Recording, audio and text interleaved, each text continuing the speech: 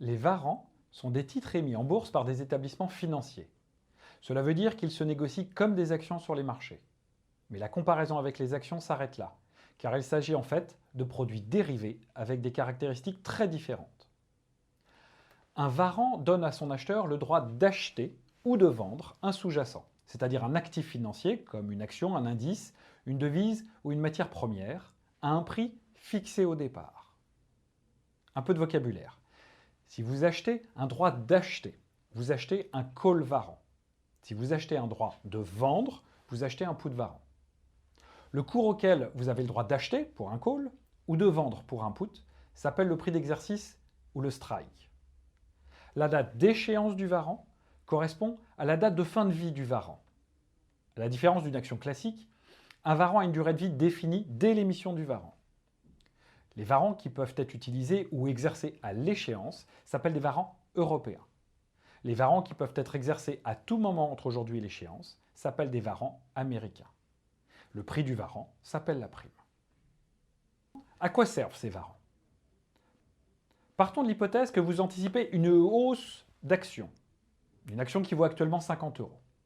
En achetant un call warrant sur cette action à un strike de 50, vous achetez la possibilité d'acheter cette action à un cours de 50. Pour cela, vous allez verser une prime, par exemple 2 euros.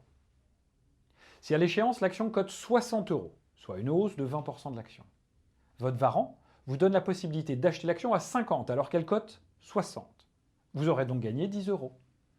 Par rapport à une mise initiale de 2 euros, soit 400%. On parle d'effet de levier. Par contre, si l'action vaut 40 euros à l'échéance, soit une baisse de 20%, votre warrant vous donne la possibilité d'acheter l'action à 50 alors qu'elle vaut 40. Il n'est pas intéressant d'exercer le warrant. Vous aurez donc perdu la prime de 2 euros, soit 100% de votre investissement. Voyons maintenant une autre possibilité d'utilisation du warrant. Si vous avez investi en actions et que vous anticipez une baisse du CAC 40 qui est actuellement à 4500 points. En achetant un put warrant à un strike de 4500, vous achetez une protection contre la baisse. Pour cela, vous allez devoir payer une prime de par exemple 250 euros. Si à l'échéance, le CAC 40 a baissé à 4000, vous avez la possibilité de vendre à 4005 le CAC 40, soit un gain de 500 euros. En fait, 250 car vous avez payé une prime de 250 euros pour acheter votre put warrant. Ce gain va pouvoir compenser une perte sur les marchés actions. Vous vous êtes donc couvert contre une baisse.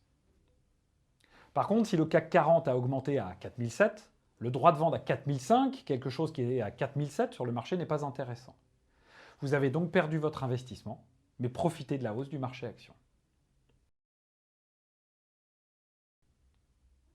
Si l'acheteur d'une action est seulement sensible aux variations du cours de l'action qu'il a en portefeuille, l'acheteur de warrant est sensible à 3 principaux paramètres.